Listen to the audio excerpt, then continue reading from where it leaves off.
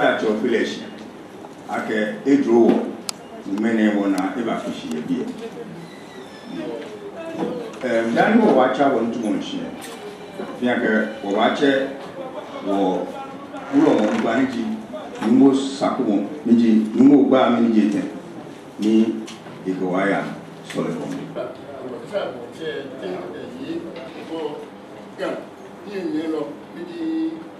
Regional Minister,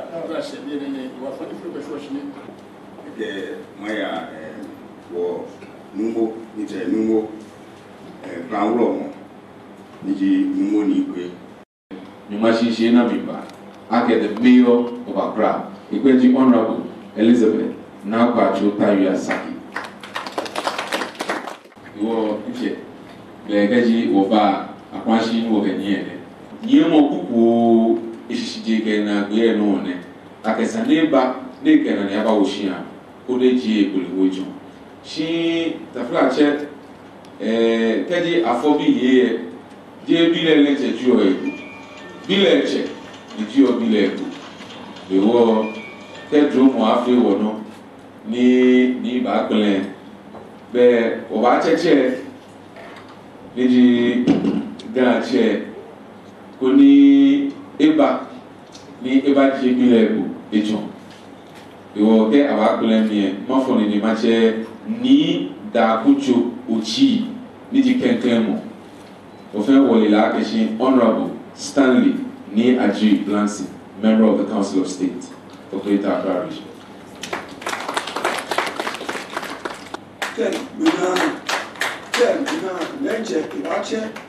Is more new walk on me, only your camel, you know, you are.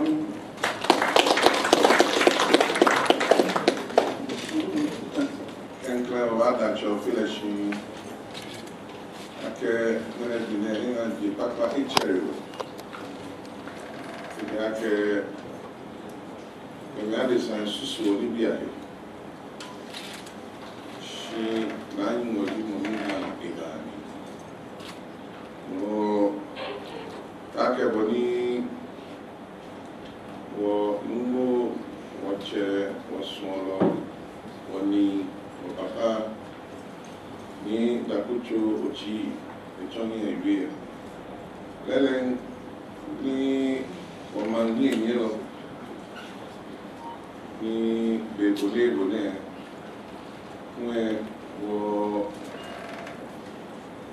the machine or Bullet Mamako ni Wole Okuji Amine. I can back home one day. I swear me in on the 11th of March. This is Afine. See, Mamo, Jame, Mamo, Imediana, if you need to Kaka, you are favorite from here for your party. We Sani, Mama Shiago, we actually do our own damage. When I show me, but she come well. We are favorite from you. Jacket, think when market, packet, no would you, was an animal packet.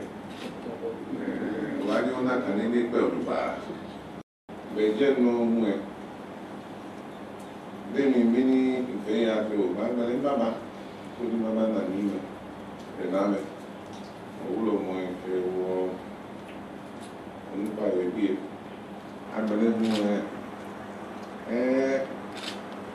Koyo Kuntra, like a Koyo Bikoni with Mama Hacha Mama. Ni often when you feel when you come, when I feel you can't be able, you will let me know. But we might go or blow yati or Bolikutu, okay. What you do, what you do. Ni Okojano, this is what I can blow Deshe.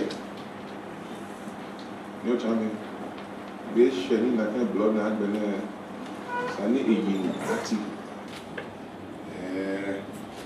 Next year, we move a Jimiko. Which I don't know. That's a budget that we put with you. If you only give she read money in your original. Or you have it. Uhale Shani, they are in your machine. In Accra, Papache, in Mayoress, and Kaneshie. Gane noni. Ye tun fún ẹ bí ṣì pẹ̀lú ọ̀rọ̀.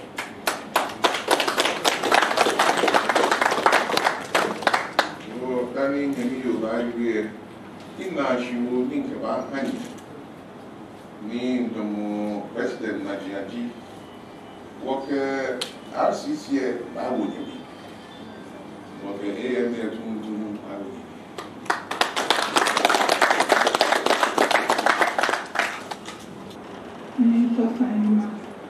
Yake nothing non me check any only my friends but you might be I can know your name cannot cook washing one I'm told now I'm hello washing like a okay treatment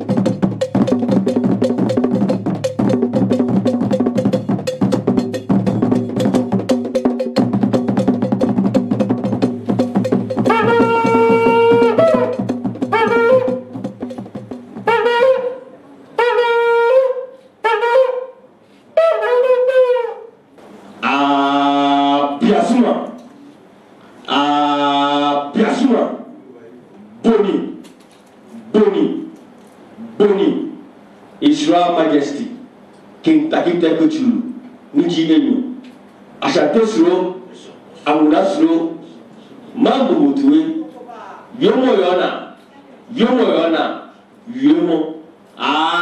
Piasuma.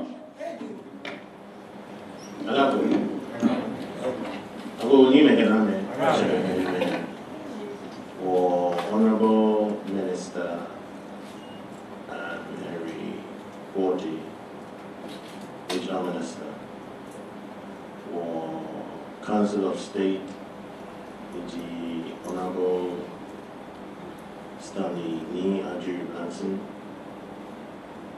for new mayor of the city, now Kwartsoo, Elizabeth Sackey. Many people were being a machine and will learn. Come on, Mantsɛmɛi.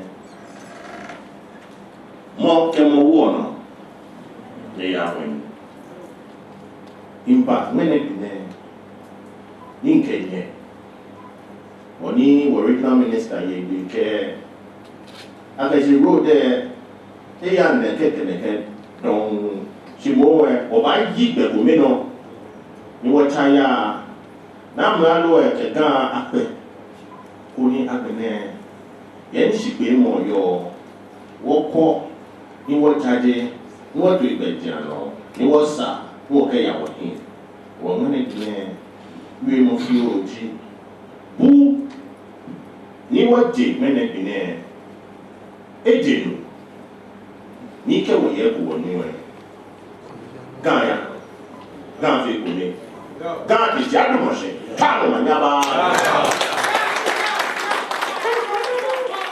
Kwa wacha konjumono hino mane chef yake saka iwo kwa nwoke mene njumo abana. Ame bobo kama ya mashoku tubakato tekwakato she was niti no feel na for that shwezi mweni adu le bwana shweno ne opo ne wo yibi ni dino be ni baba ne ko afadai